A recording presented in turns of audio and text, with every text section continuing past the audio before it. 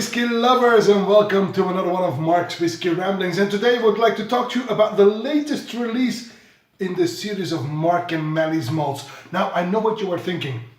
Where's Manny?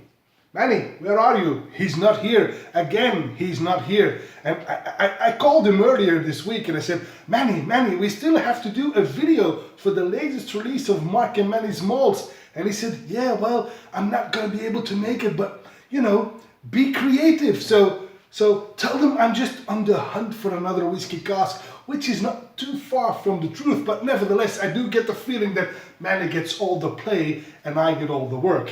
But hey, just kidding. Anyway, so the latest release, you will remember that this year, 2017, for Mark and Manny's malts was the Galaxy series. And we started with a Aram, 20 years old, 1996. We were the first to offer a bourbon cask matured Aran single casket cask strength.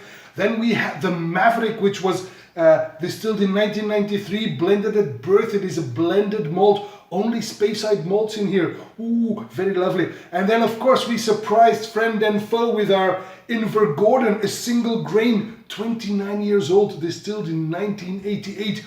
And now for the final release in 2017. Well, it is the end of the year. It is, well, winter is coming, so a Game of Thrones reference. Winter is coming, so we thought it would be nice to have a peaty whiskey. You will remember that last year we ended with the Kalila, a young Kalila. Well, this time around we went to the Tobermory Distillery. And Tobermory is quite an old distillery. It was actually already founded in 1798. You can find it in the Isle of Mull. And originally that distillery was called Ledaig. Now the region where the distillery can be found, the pier, the Fisher's Quarter more or less, is called Ledaig actually in the village of Tobermory. And Ledaig is Gaelic for safe haven. Anyway, in 1979, the Tobermory Distillery was, I don't remember. Yeah, I do remember. In 1979, the distillery was renamed Tobermory. So originally, the distillery's name was Ledaig, but it was renamed in 1979 to Tobermory. Now, nevertheless, they do still produce three types of whiskey. One is the Tobermory, an unpeated style. Two is the Ledaig, a peated style, and then there's also the Iona, a very heavily peated style, which is named after an island off the coast of Tobermory and can only be bought at the Tobermory Distillery. Now, I am told that at this very moment, Tobermory is closed. Not indefinitely, obviously, but it is closed for renovations for 2 years, but luckily they've got ample stocks to continue putting Ledaig out on the market, and that's what we did. This is the last Jedi, sorry, the Star Wars reference, that's more like it. The last release in the Mark and Manny's malts series for 2017. So I already told you, the fourth release is going to be a Tobermory peaty whiskey, a Ledaig.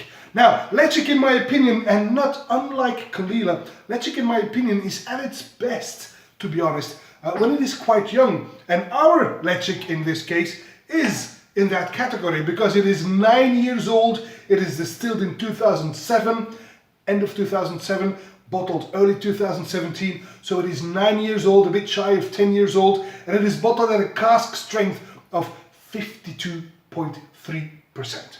There we go. Bourbon cask matured, single cask. Obviously, we only have, it's Mark and Manny's malts, we only have 50 bottles available of this. So, Tobermory Distillery, Ledaig peaty version, 9 years old. It's got this beautiful color. It's white wine, basically. So it's very young, very feisty. It's got to be feisty, I think. 52.3% is not for the faint-hearted. Anyway, white wine is the color. It clings to the glass a bit, so revealing a medium body. Let's find out if this final release for Mark and Manny's malts is going to be worth your while. On the nose. Haha, this is exactly what we were looking for. It's a bit dirty, it's a bit farmy. Nevertheless, it is also quite sweet. Excuse me, I get some I get some pineapple on the barbecue, some mackerel, some olive oil, some bacon even, oysters, but also apples, melon and honey. So there is this beautiful balance between salty elements and sweet elements. I get some wet earth and even some, it's not an off note, mind you, but I do get some plasticine, some Play-Doh towards the back. Oh, this is young and dirty. I really like this. On the palate then.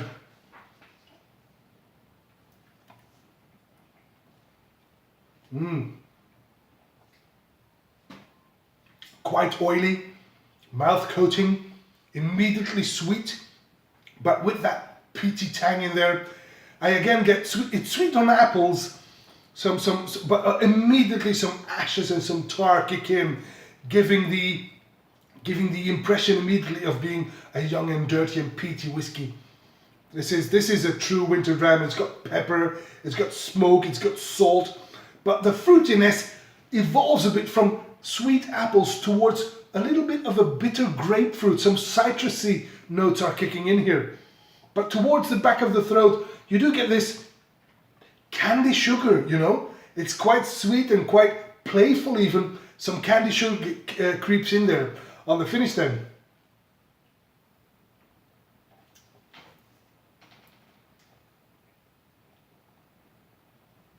It's long, it's smoky, but also very sweet. Again on apples, citrus, sugar candy. Wow, beautiful continuation of the nose and the palate. What a wonderful dram indeed. And this is exactly what you will be wanting to drink during the winter time. This is young and dirty, just the way I like my whiskey. No, the wife is watching. Anyway, no more movie references. Just trying to explain to you that there are only 50 bottles available at malts.com. Mark and Manny's Malts released this on the 15th of November 2017. Only 50 will be available, so you will have to hurry if you want to be able to put this winter dram under your Christmas tree this year. And do we have something to look out for next year? Yes, we do, but more about that later. Now let's enjoy this fourth and final release in the Galaxy series. But next year we do have something special for you again, obviously. But until then, may the malt be with you and happy holidays.